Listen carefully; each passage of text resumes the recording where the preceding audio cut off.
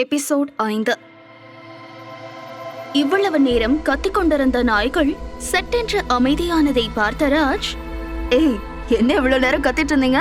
ஒரு பூந்தொட்டி கீழே விழுந்ததும் அமைதி ஆயிட்டீங்க என்று ராஜ் சிரித்துக் கொண்டே கேட்க, அந்த 2 நாய்களின் பார்வை அவன் பின்னாலேயே இருந்தது. 2 நிமிடம் அவன் பின்னாலே பார்க்க, இப்பொழுது கொஞ்சம் கொஞ்சமாக தலையை திருப்பி வீட்டுக்குள் பார்த்தது. என்ன அமைதி ஆயிட்டீங்க? உங்களை தான் கேக்குறேன். இவ்வளவு நேரம் கத்தி கூப்பாட போட்டுட்டு இருந்தீங்க, எங்க உங்க வீட்டுல யாரும் இல்லையா என்று ராஜ் கேட்க, காம்பவுண்டின் மீது 2 கால்களை வைத்து பார்த்து கொண்டிருந்த நாய்கள் இவன் வீட்டை தான் வெறித்து பார்த்தது. இவன் கேட்கும் கேள்விக்கு எந்த பதிலும் கூறாமல் உள்ளே ஓடிவிட்டது. என்ன இதுங்க ரெண்டும் இன்னைக்கு கேட்ட கேள்விக்கு பதில் சொல்லாம இப்படி ஓடுதுங்க? அதுவும் என்னைக்கும் இல்லாம இன்னைக்கு என்ன இவ்ளோ சவுண்ட்ல கத்துக்கிட்டு திடீர்னு அமைதி ஆயிடுச்ச என்று நினைத்த ராஜ் குழப்பத்துடன் உள்ளே நுழைய, மதி பூஜை அறையில் பூஜை செய்வதற்கும் சரியாக இருந்தது. குளித்துவிட்டு வந்தவள் தலையில் நீர் சொட்ட சொட்ட கடவுளின் முன்பு கையெடுத்து கும்பிட்டு விளக்கேற்ற விளக்கு எரிவது போல இல்லை. அதை பார்த்த மதி, அப்பா ஈஸ்வரா, ஏன் நான் விளக்கேத்துனா இப்படி எரிய மாட்டேங்குது? எனக்கு மனசெல்லாம் ஒரு மாதிரியா இருக்கு. இந்த தடவையாவது விளக்கு எரியணும் என்று மனதிற்குள் வேண்டியவள் இந்த முறை விளக்கேற்ற விளக்கும் எரிந்தது. அதை பார்த்தவள், கடவுளே, நடந்ததெல்லாம் நினைச்சு பார்க்கும்போது இப்பவும் பயமா இருக்கு. இனி எங்க வாழ்க்கையில எந்த பிரச்சனையும் வராம நீங்க தான் பாத்துக்கணும் என்று வேண்டியவள் வெளியே வர, ராஜ் இவளையே பார்த்தபடி நின்றிருந்தார். என்ன ராஜ் அப்படி பாக்குறீங்க என்று மதி கேட்க, இல்ல மதி, வந்த உடனே குளிச்ச, இப்ப பூஜை பண்ற. ஏன் என்னாச்சு? நான் எது கேட்டாலும் பதில் சொல்ல மாட்டேங்கிற. இப்படி நீ ஒரு மாதிரி இருந்து நான் பார்த்ததே இல்லையேடா என்று ராஜ் வருத்தமான குரலில் கேட்க, அப்படியெல்லாம் இல்ல ராஜ், இந்த மாதிரி போயிட்டு திரும்பி வந்த உடனே கொஞ்சம் அப்செட்டா இருக்க. அதனாலதான் கடவுள்கிட்ட அடுத்த தடவை போகும்போது நல்லபடியா இருக்கணும்னு வேண்டிக்கிட்டேன் என்று சிரித்துக்கொண்டே சொன்னாள் மதி. என்ன மதிமா இப்படி சொல்லிட்ட? வெளியே போய் தான் நம்ம ஹனிமூன் கொண்டாடணுமா என்ன? ஏன் இங்கே கொண்டாடலாமே என்று சொன்னவன் அடுத்த நொடி அவளை அவன் கை வளைவுக்குள் கொண்டு வந்து அவனோடு அணைத்து நிற்க வைத்திருந்தான் ராஜ். ராஜ் என்ன பண்றீங்க? விடுங்க, இப்பதான் சாமி கும்பிட்டுட்டு வரேன், அதுக்குள்ள வா என்று மதி சினங்கியபடி கேட்க, அட என்ன டார்லிங் இப்படி சொல்லிட்டா? ஊட்டி, கொடைக்கானல், ஃபாரின் இந்த மாதிரி போனாதான் ஹனிமூனா? நம்ம வீட்டிலே கொண்டாடினாலும் ஹனிமூன் தான் என்று ராஜ் சொல்ல, அவள் இதழோடு இதழ் சேர்த்து அவள் இதழை தன்வசப்படுத்திக் கொண்டான்.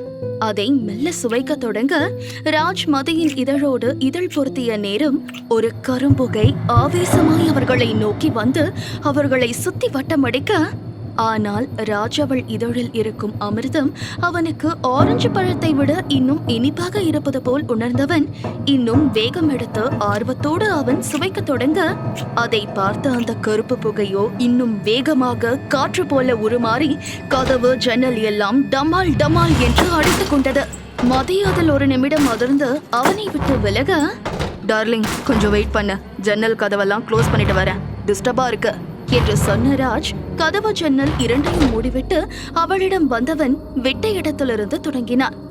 ராஜ் முன்பை விட இப்பொழுது இன்னும் ஆழமாக அவள் இதழில் மையம் கொள்ள, பெண்ணவளுக்கு ஆண்மகனின் வேகம் தாங்க முடியாமல் கால்கள் துவள, அதை உணர்ந்த ராஜ் அவளை 2 கைகளால் அள்ளிக்கொண்டு அவள் இதழிலிருந்து இதழ் பிரிக்காமல் படுக்கை அறை என்னும் பள்ளி அறைக்கு அவளை அழைத்து சென்றான் ராஜ்.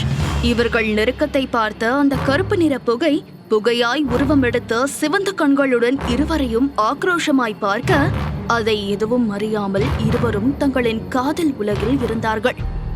அவளை 2 கைகளால் அள்ளிக்கொண்டு வந்த ராஜ் கட்டில் என்னும் மஞ்சத்தில் அவளை பூ போல கிடத்தி அவளுடன் அவனும் சரிந்தவன் அவள் இதழிலிருந்து இதழ் பறித்து அவள் முகமெங்கும் முத்தம் மழையை பொழிந்தவன் அவள் இதழோடு இதழ் பதித்து பின் அவள் கழுத்தில் முகம் புதைத்தான்.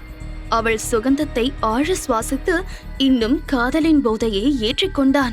அவனின் ஒவ்வொரு தொழுகையிலும் தன்னை மறந்து மதி முனங்கிட அவளின் சத்தத்தை கேட்டவனும் பித்து பிடித்தும் போனான். பார்த்து கொண்டிருந்த உருவம் இவர்கள் உள்ளே வந்தவுடன் அதுவும் இவர்களுடன் உள்ளே நுழைந்துவிட, இவர்கள் நடத்தும் இந்த காதல் லீலைகளை பார்த்து கொண்டிருந்த அந்த கருப்பு நிற உருவம் இன்னும் ஆக்ரோஷமாய் கண்கள் சிவக்க கோபத்தோடு நின்றது. ஆனால் இவர்கள் இருவரும் தங்களின் காதல் உலகில் பயணித்துக் கொண்டிருந்தார்கள். இதனால் வரைக்கும் ஒத்துழைக்காத தன் மனைவி இன்று அவள் ஒத்துழைப்பை தந்தவுடன் அவனுக்கு ஆர்வம் அதிகமானது.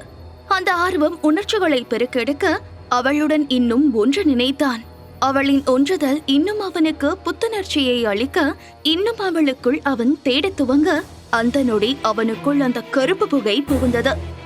இவ்வளவு நேரம் நின்றிருந்த அந்த உருவம் இதற்கு மேல் பொறுக்க முடியாது என்பது போல மிகவும் கோபமாக காற்றாய் வந்து ராஜுக்குள் புகுந்தது.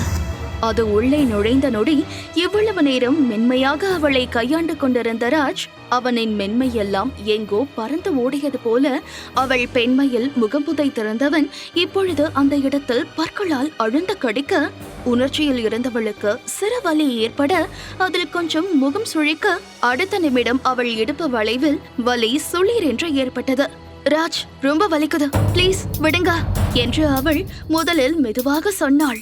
ஆனால் அடுத்த நிமிடம் அவள் இடுப்பில் வலி இன்னும் அதிகமாக, ராஜ் வலிக்குது விடுங்க என்று சத்தமாகவே இந்த முறை சொல்ல அவனோ அதை எதையும் காதில் வாங்காமல் அவளிடம் மூர்க்கத்தனமாக நடந்து கொள்ள, ராஜ் வலிக்குது என்று அவனை பிடித்து மதை தள்ள ராஜ் மதி மீது இருந்து 1 இன்ச் கூட நகர்ந்த பாடில்லை.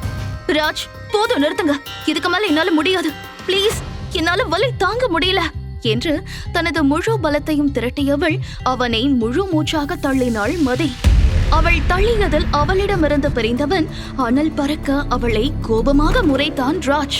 அவன் கோபத்தை அறியாத மதி, ராஜ், ஏன் இப்படி காட்டு மிராண்டித்தனமா நடந்துக்கிறீங்க, உங்களுக்கு என்ன ஆச்சு என்று கேட்டுக்கொண்டே அவனை நிமிர்ந்து பார்க்க அவன் கண்களில் தெரிந்த அனலை பார்த்து அதிர்ந்தவள், ராஜ் என்று குரல் நடுங்க கூப்பிட அவளின் ராஜ் என்ற வார்த்தை முழுமையாக கூட முடியவில்லை. அவள் கழுத்தை பிடித்து மறுபடியும் கட்டிலில் தள்ளிய ராஜ் அவள் அனுமதி இல்லாமல் அவளிடம் அத்துமீற, ராஜ், ஏன் இப்படி நடந்துக்கிறீங்க என்று மதி சொல்ல, அந்த பேரை சொல்லாதடி, உன் வாயிலிருந்து அந்த பேரை கேட்கும் போது எனக்கு அவனை இப்பவே கொண்டு புதைக்கணும்னு தோணுதுடி என்று ஆக்ரோஷமாய் ராஜ் கத்த 1 நிமிடம் அதிர்ந்த மதி, நீ நீ என்று திணற, ஆமாண்டி, நானேதான். என்ன, அங்கிருந்து வந்துட்டா என்கிட்ட இருந்து தப்பிச்சிடுவேன்னு நினைப்பா உனக்கு? அது இனிமே நடக்காத. உன்னை எப்ப மறுபடியும் பார்த்தனோ அப்பவே முடிவு பண்ணிட்ட. ஒண்ணு நீ எனக்கு வேணும், இல்லன்னா நீ நிம்மதி இல்லாம இருக்கணும் என்று ஆக்ரோஷமாய் கத்தியவன் மறுபடியும் அவள் மீது பாய்ந்து அவளை ஆட்கொள்ள நினைக்க ராஜ் பேசியதில் அதிர்ந்திருந்தவள் அவனின் இந்த செய்கை அவள் கொஞ்சமும் எதிர்பார்க்காததால் 1 நிமிடம் திணறித்தான் போனாள் மதி. ஆனால் அடுத்த நிமிடம் அவனிடம் போராடியவள் எப்படியோ ஒரு வழியாக அவனை கீழே தள்ளிவிட்டு எழுந்து ஓட பார்க்க மதி எழுந்து ஓடுவதை பார்த்த ராஜ் நொடி பொழுதில் மதியின் முந்தானையை இழுத்த வேகத்தில் அவள் புடவை முத்தமும் அவன் கையில் அகப்பட அவன் கையில் தன் புடவை இருப்பதை பார்த்தவள் 2 கைகள் கொண்டு தன் உடலை மறைத்து, ஹே, நீ யாரு, எதுக்கு என்ன இவ்வளவு டார்ச்சர் பண்ற, உனக்கு என்னதான் வேணும், நான் உனக்கு என்ன பாவம் பண்ண, என்னை எதுக்கு இந்த பாடுபடுத்துற, உனக்கு மனசாட்சியே இல்லையா என்று ஒரு பேயிடம் ஆதங்கமாய் கேட்டாள் மதி. அந்த அறையே அதிரும்படி சிரித்தவன், என்ன கேட்டா நான் யாருன்னா என்று மறுபடியும் சிரித்தான் ராஜ்.